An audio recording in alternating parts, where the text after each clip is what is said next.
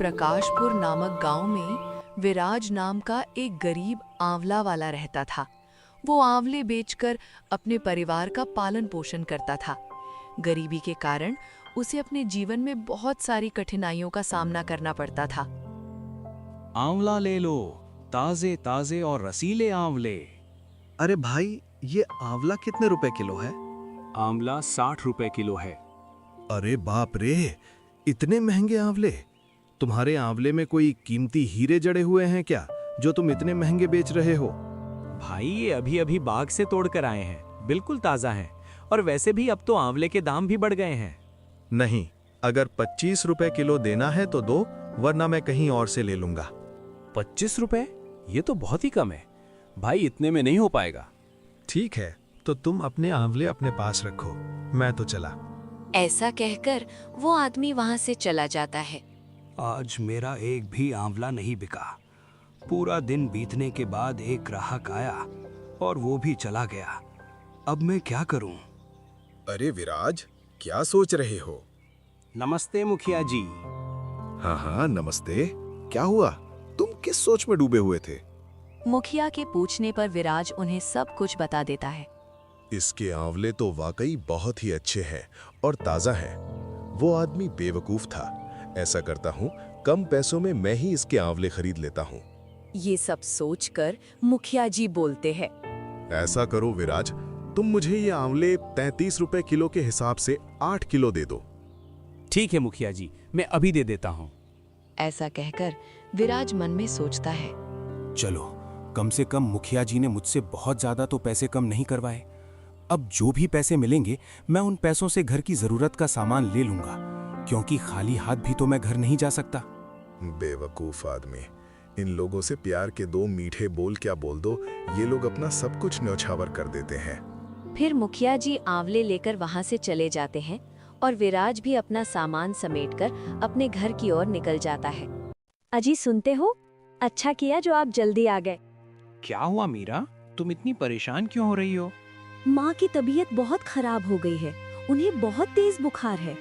मीरा, तुम ये क्या कह रही हो? रुको, मैं अभी वैद्यराज जी को लेकर आता हूँ। फिर विराज वैद्यराज जी के पास चला जाता है। तभी रास्ते में बहुत तेज बारिश होने लगती है, लेकिन तब भी विराज अपनी माँ को बचाने के लिए जैसे तैसे करके वैद्यराज जी के पास पहुँच जाता है और उन्हें सारी बात बता देता है और वैद्यराज जी को अपने घर ले आता है। विराज, तुम्हारी माँ को बहुत तेज बुखार है। ये सिर्फ एक दवा से ही ठीक हो पाएगी, मगर वो दवा बहुत महंगी है। उसमें जिन जड़ी बूटियों का प्रयोग किया गया है वो आसानी से नहीं मिलती। वैद्यराज जी, आप पैसों की चिंता मत कीजिए, बस आप मेरी माँ को ठीक कर दीजिए। फिर वैद्यराज जी माँ को दवाई दे देते हैं और अपने घर चले जाते हैं। सुनते हो जी, आपके पास इतने सारे पैसे कहाँ से आए? आज मुखिया जी ने मुझसे काफी ज्यादा आंवले खरीद लिए थे। ये पैसे वहीं से आए थे। इसका मतलब सारे पैसे माँ की दवाइयों पर लग गए। हाँ मीरा, अब मेरे पास कुछ भी नहीं है। फिर ऐसे ही कुछ दिन बीत जाते हैं और विराज की माँ ठीक हो जाती है और उधर विराज के आंवले की बिक्री दिन ब दिन कम होती जा रही थी। वो रोजाना केवल 30 या 40 रुपए ही कमा पाता था। तो फिर एक दिन मीरा बोलती है, अजी सुनते हो, आज तो घर में कुछ भी खाने को नहीं है। तुम चिंता मत करो मीरा, मैं कुछ इंतजाम करता हूँ। बस भगवान आज अपनी कृपा दें और मेरे सारे आंवले बिक जाएं। ठीक है मीरा, मैं आंवले बेचने चलता हूँ। इतना कहकर विराज अपनी आंवले की टोकरी लेकर गांव में चला जाता है। आंवला ले लो, ताजा और रसीला आंवला। इस तरह विराज पूरे गांव में आंवले बेचता है, लेकिन शाम होने तक उसका एक भी आंवला नहीं बिकता। तो वो थक हार कर एक पेड़ के नीचे बैठ जाता है और मन में सोचने लगता है, सुबह से शाम हो गई, लेकिन अभी तक मेरा एक भी आंवला नहीं बिका। अब तो ये आंवले भी सड़ने लगे हैं। अब मैं क्या करूं? हे ईश्वर, मेरे जीवन की कठिनाइयां कब खत्म होंगी? विराज ये सोच ही रहा था कि तभी वहां से एक साधु महाराज गुजरते हैं। भिक्षाम देही, तुम 1 दोगे, ईश्वर तुम्हें 100 देंगे। प्रणाम साधु महाराज। साधु महाराज, क्या आपको कुछ चाहिए? हाँ पुत्र, मैं एक भिक्षुक हूँ और यहाँ लोगों से भिक्षा मांग रहा हूँ। कैसी भिक्षा साधु महाराज? पुत्र, मैं अपने शिष्यों के लिए भोजन इकट्ठा कर रहा हूँ, इसीलिए गांव-गांव लोगों से भिक्षा मांग रहा हूँ। पुत्र, अगर तुम चाहो तो अपनी खुशी से तुम भी कुछ थोड़ी सी भिक्षा दे सकते हो।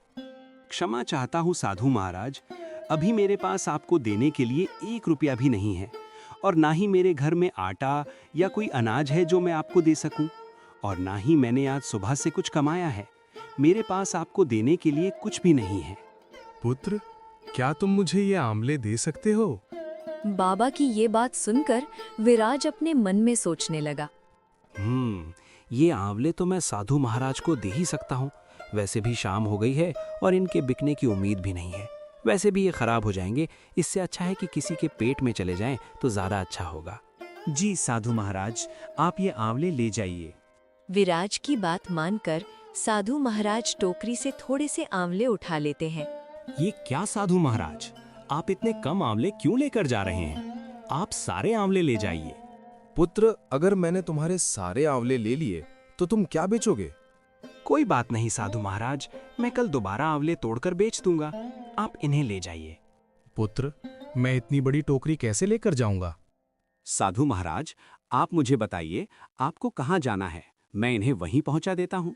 ठीक है पुत्र, चलो तुम मेरे साथ। इतना कहकर साधु महाराज विराज को लेकर जंगल की ओर चले जाते हैं।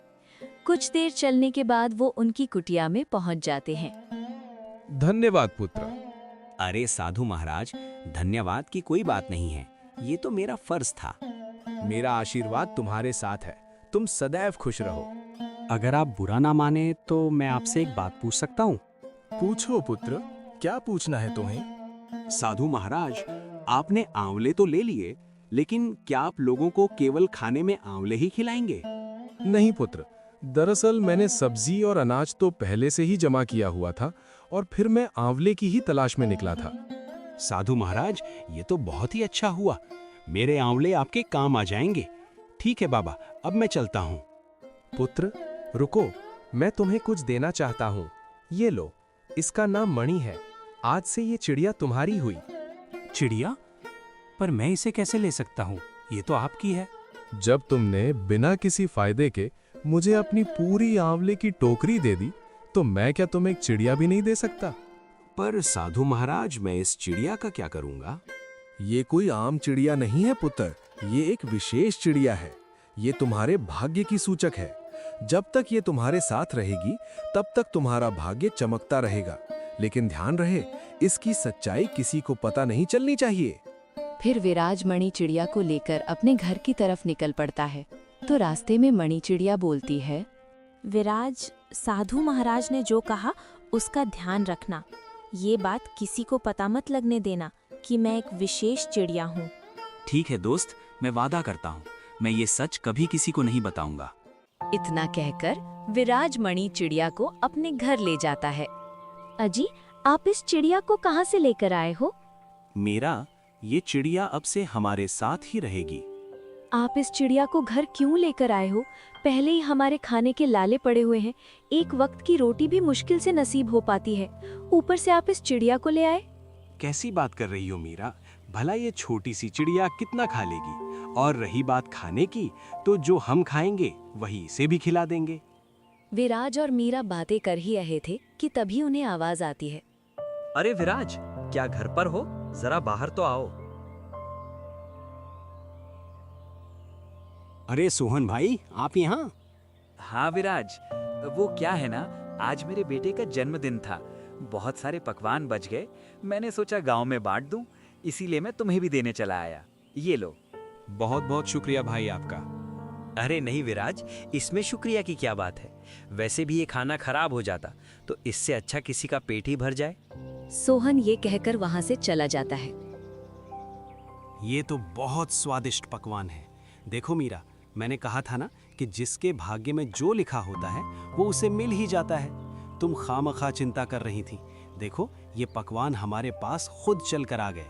आज तो हम खाएंगे स्वादिष्ट पकवान और गाएंगे ईश्वर के गुणगान। फिर वो सब मिलकर खाना खाते हैं। मीरा, तो मैं आंवले बेचने बाजार जा रहा हूँ, तुम घर का और माँ का ख्याल रखना। तो क्या आप इस मणि चिड़िया को भी अपने साथ लेकर जाएंगे? क्यों, क्या हुआ? मैं इस चिड़िया को अपने साथ लेकर नहीं जा सकता क्या? कुछ नहीं, मैं तो बस ऐसे ही पूछ रही थी। विराज मीरा की बात सुनकर आंवले बेचने चला जाता है। आंवला ले लो, ताजे ताजे और रसीले आंवले। विराज, तुम्हारे आंवले तो बहुत अच्छे दिख रहे हैं। क्या भाव दे रहे हो? भाई आंवला 60 रुपए किलो है। अच्छा, एक काम करो, मुझे 5 किलो आंवले दे दो। वो आदमी बिना पैसे कम कराए विराज के सारे आंवले खरीद कर चला जाता है। वो देखते ही देखते विराज के सारे आंवले बिक जाते हैं। अरे वाह, आज तो मेरे सारे आंवले अच्छे दामों में बिक गए। अब मैं इन पैसों से माँ और मीरा के लिए अच्छे कपड़े और पकवान लेकर जाऊंगा। फिर विराज सब सामान लेकर अपने घर चला जाता है। अजी, ये सब क्या है? आज मेरी कमाई बहुत ही अच्छी हुई है, इसीलिए मैं तुम दोनों के लिए कपड़े और पकवान लेकर आया हूँ। और फिर इसी तरह दिन गुजरते हैं। दिन प्रतिदिन विराज की कमाई बढ़ती जाती है। फिर एक दिन उनके घर एक करण नाम का एक व्यक्ति आता है। ये लो विराज भाई, तुम्हारे पैसे जो तुमने मुझे 6 महीने पहले दिए थे, मैं वापस करने आया हूँ। शुक्रिया करण भाई। अरे शुक्रिया तो मुझे तुम्हारा करना चाहिए विराज। तुमने बुरे वक्त में मेरी मदद की थी, लेकिन ये पैसे लौटाने में मुझे थोड़ी देर हो गई, इसके लिए मैं माफी चाहता हूँ। करण विराज के पैसे वापस करता है और वो वहां से चला जाता है। अजी, सुनते हो, ये अचानक से लोग हम पर इतने मेहरबान कैसे हो गए? पता नहीं क्यों मुझे ऐसा लगता है जब से ये मणि चिड़िया हमारे घर आई है तभी से हमारे भाग्य बदल गए। मीरा, तुम खामखा क्या क्या सोच रही हो? ऐसा कुछ भी नहीं है। दूसरी तरफ विराज की तरक्की देखकर लोग जल भुन रहे थे। इस विराज के सारे आंवले चुटकियों में बिक जाते हैं और एक हम लोग हैं, सुबह से बैठे रहते हैं लेकिन हमारा एक भी फल नहीं बिकता है। अरे हाँ भाई, तुम बिल्कुल सही कह रहे हो। इससे पहले कि इस विराज की वजह से हमारा धंधा बंद हो जाए, हमें कुछ न कुछ तो करना ही होगा। ऐसा करते हैं भाई, इसकी शिकायत अपन मुखिया जी से करते हैं, बाकी वो खुद ही देख लेंगे। इतना कहकर वो दोनों मुखिया जी के पास जाते हैं। मुखिया जी, नमस्ते। नमस्ते, कहो कैसे आना हुआ? मुखिया जी, हम आपको एक बहुत ही जरूरी बात बताने आए हैं। बताओ, कैसी जरूरी बात है? मुखिया जी, हमारे गांव का जो विराज है वो दूसरों के बागों से आंवले चोरी करके बेच रहा है। ये तुम क्या कह रहे हो? हम सच कह रहे हैं मुखिया जी, हमने उसे अपनी आंखों से खुद देखा है। ठीक है, अगर ऐसी बात है तो मैं विराज को इसकी सजा जरूर दूंगा। वो दोनों आदमी मुखिया जी को विराज के खिलाफ भड़काकर वहां से चले जाते हैं। मैंने तो विराज को बहुत ही सीधा समझा था, मगर ये तो मुझसे भी ज्यादा चालाक निकला। मुझे इसके बारे में पता लगाना होगा। आज रात ही मैं विराज के यहाँ जाकर इस बात का पता लगाऊंगा। रात होने पर मुखिया जी चुपचाप विराज के आंगन में आ जाते हैं और उसके घर की खिड़की के पास खड़े हो जाते हैं। सुनो जी, आपको मेरी कसम है, मुझे बताइए, आखिर हमारे भाग्य के बदलने के पीछे क्या बात है? मुझे सच्चाई जाननी है। मीरा के कसम देने पर विराज सारी सच बात बता देता है। अरे वाह, ये तो बहुत ही खुशी की बात है। उन दोनों की ये सारी बातें मुखिया जी सुन लेते हैं। तो इसका मतलब ये है कि इस चिड़िया के हाथ में ही विराज के भाग्य की चाबी है। अगर मैं इस चिड़िया को अपने साथ ले जाऊं तो मेरा भाग्य भी बदल जाएगा। फिर अगले दिन सुबह होने पर मुखिया जी उन आदमियों के साथ विराज के पास पहुंच जाते हैं। विराज, तुम इतने बड़े चोर निकलोगे, मैंने कभी सोचा भी नहीं था। चोरी? कैसी चोरी मुखिया जी? ज्यादा बनने की जरूरत नहीं है, मैं तुम्हारी सारी सच्चाई जान चुका हूँ। कैसी सच्चाई मुखिया जी? तुम दूसरों के बागों से आंवले चोरी करके बेचते हो और पूछते हो कैसी चोरी। तुम्हारी सजा ये है कि अब तुम्हें मुझे 20,000 रुपए का भुगतान करना पड़ेगा। मुखिया जी, मेरे पास इतने पैसे तो नहीं हैं और मैं सच बोल रहा हूँ, मैंने किसी के यहाँ कोई चोरी नहीं की। अगर तुम्हारे पास 20,000 रुपए नहीं है तो मैं ये तुम्हारी चिड़िया अपने साथ ले जाऊंगा। नहीं नहीं, मैं तुम्हारे साथ नहीं जाऊंगी। मुखिया जी, ये मेरी चिड़िया है, आप मेरी चिड़िया को ऐसे लेकर नहीं जा सकते। मारो इसे, ये हमारे बागों में चोरी करता है और हमारी मेहनत के पैसों पर ऐश कर रहा है। हाँ हाँ, मारो इसे, ये चोर है। छोड़ दो मेरे पति को, ये निर्दोष है, इन्होंने कुछ नहीं किया है। मीरा की ऐसी बातें सुनकर मुखिया जी विराज को छोड़ देते हैं और अपने मन में सोचते हैं, बेवकूफ इंसान, अब मैं इसकी चिड़िया से अपने भाग्य को बदलूंगा। फिर ऐसे ही कुछ दिन बीत जाते हैं। मनी चिड़िया के चले जाने से विराज की हालत पहले से भी बदतर हो जाती है। सुनिए जी, हमारे पास तो अब खाने के लिए कुछ भी नहीं है। अब तो हमारी पहले की तरह आमले बिकना भी बंद हो गई है। ईश्वर पर भरोसा रखो मीरा, वो कोई ना कोई रास्ता जरूर निकालेंगे। सुनो चिड़िया, अब से तुम मेरे साथ ही रहोगे और मैं ही तुम्हारा मालिक हूँ, समझे? मेरा मालिक सिर्फ विराज है और वो मेरा दोस्त है। मुखिया जी चिड़िया से बातें कर ही रहे थे कि तभी उनके पास एक व्यापारी आता है। अरे सरपंच भाई, मैं यहाँ एक काम से आया हूँ। कहिए, क्या काम है?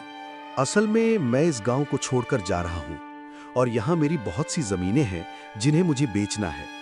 तो मैं इसमें आपकी क्या मदद कर सकता? यही कि अगर आप मेरी सारी जमीनें खरीद लें तो बहुत अच्छा होगा, क्योंकि आपके सिवा इस गांव में मेरी इतनी सारी जमीनें कोई नहीं खरीद सकता। फिर मुखिया जी उस व्यापारी की जमीनों को कम कीमत पर खरीद लेते हैं और कुछ दिनों में उन जमीनों को 2 गुनी कीमत में बेच देते हैं। अरे वाह, ये चिड़िया तो वाकई किस्मत की चाबी है। मुझे इसे सबसे छुपा कर रखना होगा, वरना इसे कोई भी लेकर जा सकता है। फिर ऐसे ही कुछ दिन बीत जाते हैं तो एक दिन मुखिया जी से पिंजरे का गेट खुला ही रह जाता है और चिड़िया मौका पाते ही वहां से उड़ जाती है। जब थोड़ी देर बाद वो मुखिया जी आते हैं तो पिंजरे को खाली देखकर वो हैरान हो जाते हैं। अरे ये क्या, वो चिड़िया कहाँ चली गई? अभी सरपंच जी उस चिड़िया को ढूंढ ही रहे थे कि तभी वही व्यापारी वहां आता है।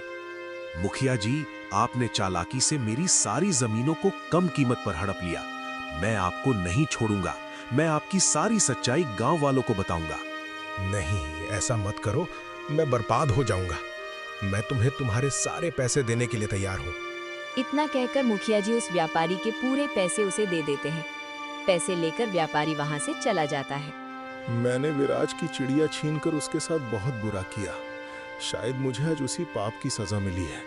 अजी, आप कहाँ जा रहे हो? मैं जंगल की तरफ जा रहा हूँ मीरा, बस थोड़ी देर में आता हूँ। इतना कहकर विराज जंगल की ओर निकल जाता है।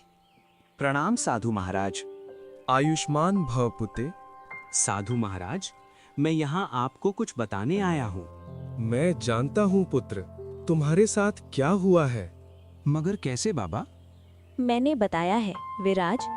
तुम यहाँ, तुम्हें तो मुखिया ले गया था ना? हाँ दोस्त, मगर मैं उसके पास से भाग आई। मणि चिड़िया विराज को सारी बात बता देती है। विराज, मैंने तुम्हें इसीलिए मना किया था कि इस विशेष चिड़िया के बारे में तुम किसी को पता मत चलने देना, वरना सभी इस चिड़िया के पीछे पड़ जाएंगे। क्षमा कीजिए साधु महाराज, मुझसे गलती हो गई। मुझे मजबूरी में मीरा को मणि चिड़िया के बारे में बताना पड़ा था। कोई बात नहीं पुत्र, गलती इंसान से ही होती है। ये चिड़िया मैं तुम्हें वापस करना चाहता हूँ और आशा करता हूँ कि तुम दोबारा कोई गलती नहीं करोगे। धन्यवाद साधु महाराज, मैं वादा करता हूँ कि मैं दोबारा ऐसी कोई गलती नहीं करूँगा। रानी चिड़िया को पाकर विराज का भाग्य दोबारा चमक जाता है और वो दिन प्रतिदिन अमीर होता जाता है।